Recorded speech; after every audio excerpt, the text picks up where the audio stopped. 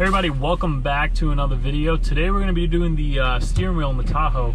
As you can see, it is pretty shitty out still. So unfortunately, I'm not going to get around to putting the headlights or the taillights in this video, but that's going to be coming. But I do want to get the steering wheel swapped out because it is pretty gross. I have the new one ready to go in. I have the new airbag, and I also picked up brand new switches that we can put in this thing. So right now, I'm just running down to the post office because one of you guys, specifically username 775 car guy, he got in contact with me on Instagram. He said he had a good condition Trans Am center console. He just wanted to send it to me, which I thought was amazing. So I gave my P.O. box number and he sent me the console. So that's where I'm heading over right now to go pick that up, and then we'll get to installing the steering wheel.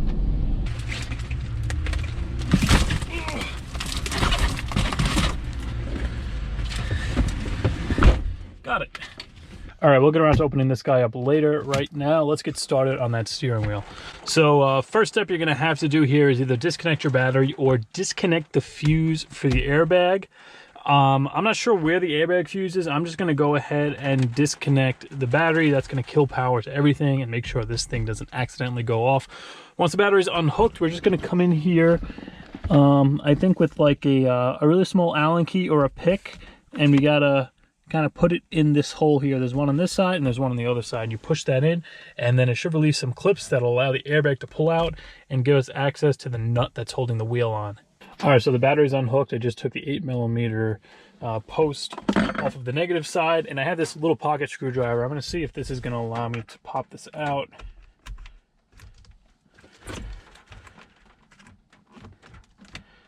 Yeah, it works pretty good. So I got one side lifted. Yep, that is it. All right, so now we have the two airbag connectors. This is where it's important where you disconnect your battery, because if you get a little spark or you never know what could happen, you could set this thing off in your hands, and that would not be fun.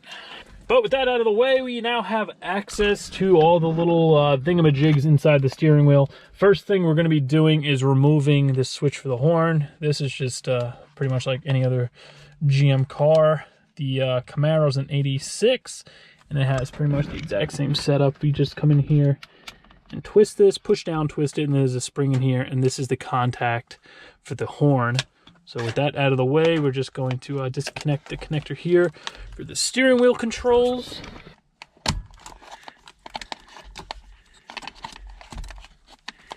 And I think that is pretty much it. Next step, we're going to come in here, remove this nut. I'm not sure what size that is. It looks like it might be a 21 or a 22. We're going to zip that off, and then I picked up this jaw puller. And this is what we're going to be using to pull it, because most cars you can use one of those steering wheel pullers that they thread into the wheel, and it has like the crow's foot, and you thread that into the center, you just tighten it and it pulls it off. This car or these trucks don't have that, so you have to use a jaw puller. It's going to be a little tight getting that thing in here, especially with these wires in the way. But I'm going to go ahead, remove this nut first, and then we'll get around to seeing where we could fit that puller. All right, so I grabbed the 21 and the impact gun.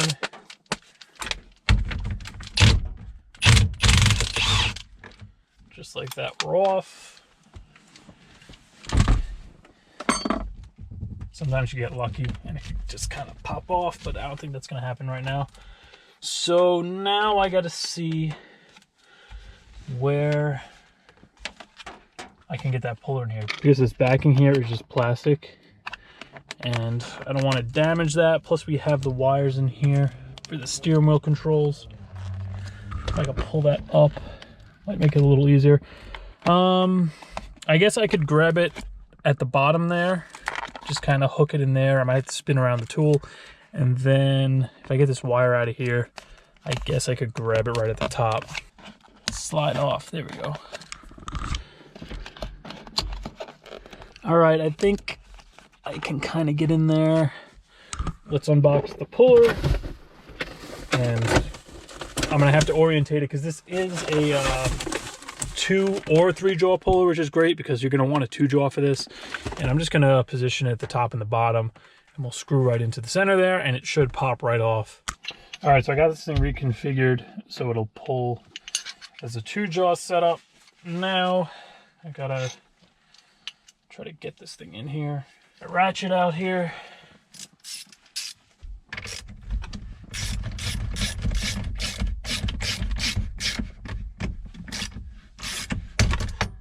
Lost a leg.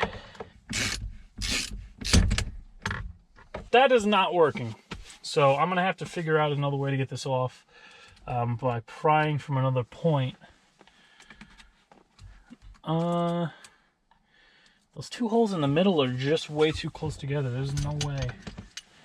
I mean, even if the ends fit in there, there's no way I'm going to be able to pull it off with this puller. You can see there's a hole there and a hole there. I think that's where you're supposed to pull this from.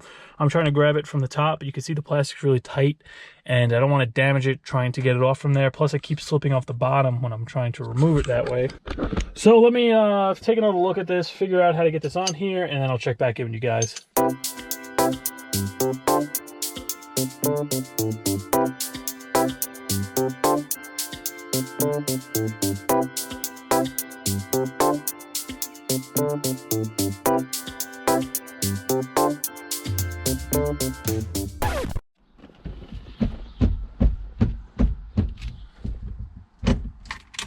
Okay, wow.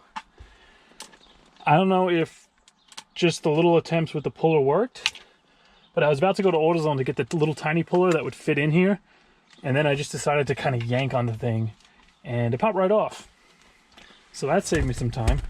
But now with that off, we can gain access to this. I'm assuming I'm going to have to swap this plastic piece over. You can see it's held onto the back of the wheel with 2 torque screws, and that's what actually gets in the way when you're trying to pry this thing off.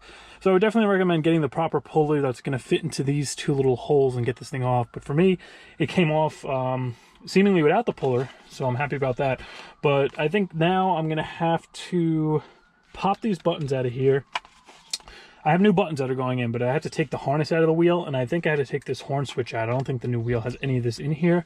So right now I'm going to start taking this thing apart, take the back plastic off, take the horn button out, remove this harness, the switches, and then we'll get to installing it all on the new wheel. So here's our new wheel. As you can see, there is absolutely nothing on here.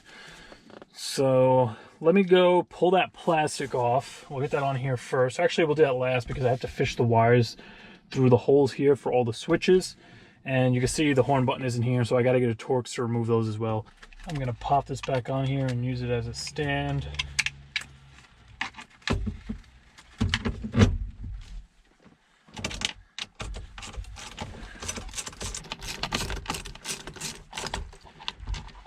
Alright, so this goes on the new wheel like that. I'm just going to set this aside. We're going to put this on last. So with that out of the way, we could just pop this back off.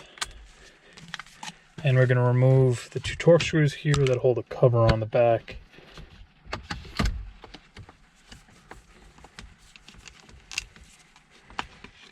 And there we go. We can get access to all our wires now. Now for these switches, they're just kind of sitting in there. So I'm going to try to come in here with that little screwdriver and just pry them out because all these are getting replaced. I just have to get to the connectors in the back. Actually, you know, you could get right through this opening here. Just kind of push them from the back. It seems to work best. If you're doing this job, you don't have to replace these. These switches weren't exactly cheap. I mean, I think I spent, I think it was like $80 for this set, but they are genuine GM switches. You could get Dorman ones too, but a lot of people said there was kind of quality problems with them. Like the way the printing was, it was kind of sideways and stuff like that would definitely annoy me. So I just decided to spend the extra like 40 bucks or 30 bucks, whatever it was, to get the genuine GM ones. But my initial plan was to just change the facings on them because I bought this decal kit off of eBay. It was like $7 with shipping, and it's just an overlay that you lay over, basically a sticker that goes over this because you can see how they're all worn away. The only problem with the sticker is they're slightly smaller than the whole switch. So any little chips on the corners here, you're going to have to come in there like with a Sharpie and touch that up beforehand because the sticker isn't going to cover it. The other thing is the light isn't going to shine through the sticker, so you have to sand this down to get the light to come through. And then the other thing on top of that was that 2 of these, I think it's this one and the volume, the backlights are out. So instead of trying to open this up and change the bulbs or do whatever, plus trying to get the decals to work, I figured it's just going to be easier just to swap in new switches. All right, that's it. So now the harness could come out.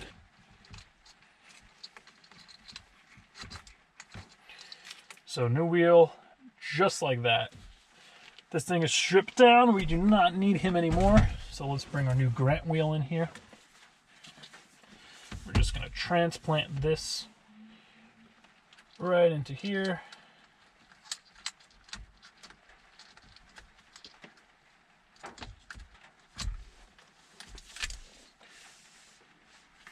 The backs, actually these aren't, I think I gotta pop these out. The way the foam is cut in that top left one, the top right one here, I can't actually get the wire through because there's some residual foam kind of blocking the pathway. There's like barely any holes even in here to pass the wires through. I might actually have to get a drill bit to get these to pass through. Try to just come in here, just kind of lightly push the thing through with the screwdriver. Because the foam does move quite easily. All right, got one of them in, but that was the easiest hole. The rest of these are like completely blocked up. Now the way this is, you kind of gotta, because there's not much slack in the harness. I can show you guys what I'm talking about here. I'm gonna put 2 of the switches in because the wires have to be kind of pulled out. And then once I push them in, that's gonna allow slack so I can get the other ones in. All right, here are all the switches I picked up. You can see genuine GM. Now, okay, I did the right side first, so I'm gonna need the volume control, and that is the, I think the selector. See, that looks a little bit better. So you can see what I mean now. I'm just pulling this slack through, and it kind of pulls the whole harness to one side. And I'm going to connect this, and then we could push this through. And just like the old wheel, these are just pressed in here. Just like that. All right, I'm happy with that. Let's get the wires tucked in where they're supposed to be. We'll get the plastic back on here. You want to make sure this thing is sitting on here like flat and it's not pressing against the wires, because if it should just kind of go down there perfectly. You shouldn't feel any resistance, and it should be sitting flat around here. Because if the wires are even just pushing against this a little, you're going to get an annoying noise when you turn the wheel, because this plastic is going to scrape on here. Let's get our airbag wires back through here.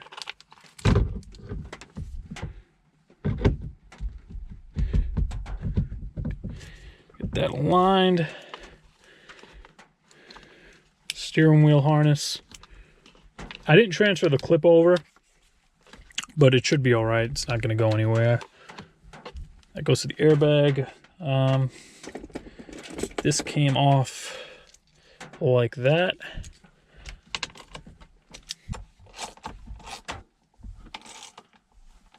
All right, I think it's just the nut, and we pop the airbag on. All right, so I zipped that thing down most of the way with the gun. I tried looking for a torch spec online. All I could find was one of the older trucks. It's like 29 foot-pounds, so I'm just gonna set this to that. And hopefully that's all right.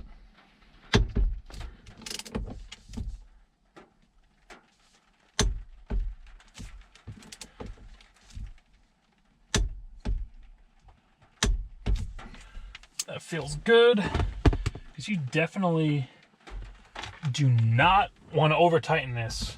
That feels good. The column itself has like a tiny little bit amount of play in it. You can hear that. That's not the wheel being loose. That's just kind of been that way. Eventually, if it gets worse, I'm going to look into it. It might be the bearing for the column, or the intermediate shaft underneath. I really haven't looked into it. It hasn't really bothered me enough to do anything about it.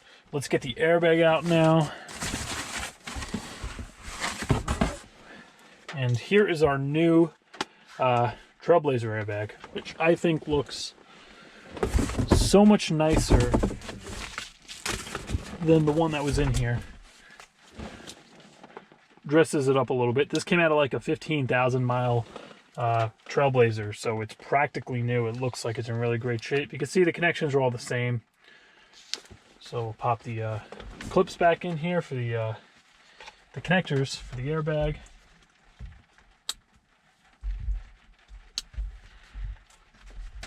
Set it over the guide pins. That's it. We should be good to go now. All right, let's reconnect the battery and make sure everything works. Battery's connected.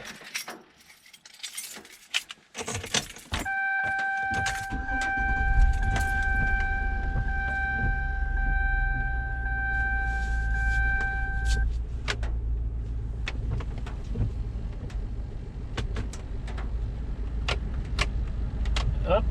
Looks like everything's lighting up. You can barely see it.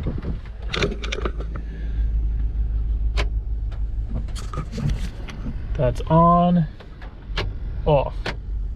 So it looks like all the lights are working. Do the switches work? Switches seem to be working. Pop this thing up. We got volume. We got track. Oh, this thing feels great. It feels like a brand new car. I mean, just look at how nice that is compared to this. I mean, yeah, it's kind of a stupid little detail to just change out, you know, the emblem on the airbag, but it just looks so much, it feels like a newer vehicle now. Plus, I love the way the wheel feels. It's got great bolstering on it. I'm going to link this in the description. I linked it in the video where I showed you guys when I picked it up, but I'm going to put it down there again in case you want to pick this up. The airbag itself is from a, I think it was like an 07 Trailblazer, and I picked this up for like 50 bucks off of eBay. The wheel I think was 175. I got that off of Summit Racing. And the switches I got from Amazon. FedEx just came and dropped off what I believe is a part for the Camaro. So why don't we open it? So I picked up a new, this is a Weapon X 2.4 pulley, because the one that's on the car right now, I keep shredding belts, and I'm going to address this in a video very soon because we're going to start doing a lot of work on that car. But it's been shredding belts, and I'm pretty sure it's because of the ZZP pulley I have on it. The ribs are very shallow, and the whole thing is kind of a painted finish. You can see with the Weapon X pulley, the ribs are very deep, and it has this kind of like grippy paint on there that's going to stop the belt from slipping.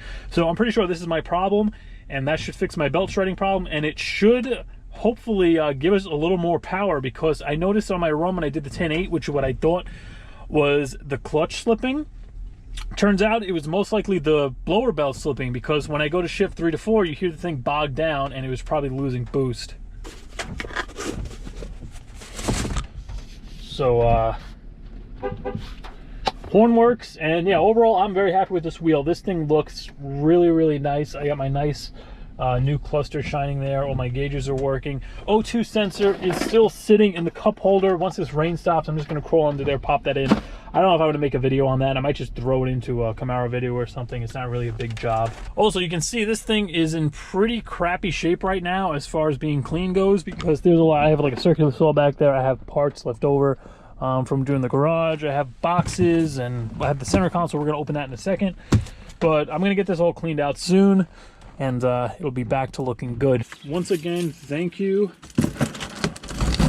775 Car Guy. Like I said, he got in contact with me on Instagram and was like, I have a really nice center console. If you want it, I'll send it to you. So I just PayPal'd him the money for the shipping, and he sent me this thing for free. And just looking on eBay, Trans Am consoles are expensive. They're going for at least 100 bucks or more. Not even in good shape. Pretty much the condition of the one that's in the car right now. Oh, there we go. All right, guys, take a look at this thing. You can see all the rubber on the side here is intact. Mine is just completely pulled apart and separating. The shift boot is in great shape. All right, the GoPro just died, but you can see the shift boot is in great shape. It's just dirty, but there are no rips or anything. I think the shift boot on my car is ripped, And then he also left the window switches in there, which are great. I don't know what would go here, if this is like a factory option or not, but my car doesn't have this hole here, so if anything, I could just take the shift boot out and put my plate in here. But also the door here for the ashtray is in perfect working condition. I don't remember if I have this on my car. It might be broken off.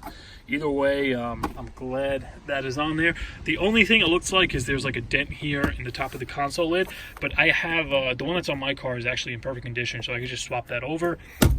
And also the boot here for the parking brake, that is in perfect condition. Mine is all ripped open and cracked. So once again, special thanks to Car Guy 775 for sending me this. If anybody else wants to send me something, I do have a PO box now. I'm going to put the address down in the description, but you can see what I'm talking about with this thing being just a disaster area back here. I do put a blanket down, so I'm not completely careless, but I just have it's all like construction stuff from when I was fixing up that garage, which I am going to make a video on once we start working in there. Hopefully within a few weeks we'll start working on the Camaro in there, and I'll give you guys a little quick tour. There's really not much to it, but I'll give you guys a little walk around and show you exactly what I did. But before we close this out, I got to give you guys one more look at this steering wheel. I mean, look at the difference.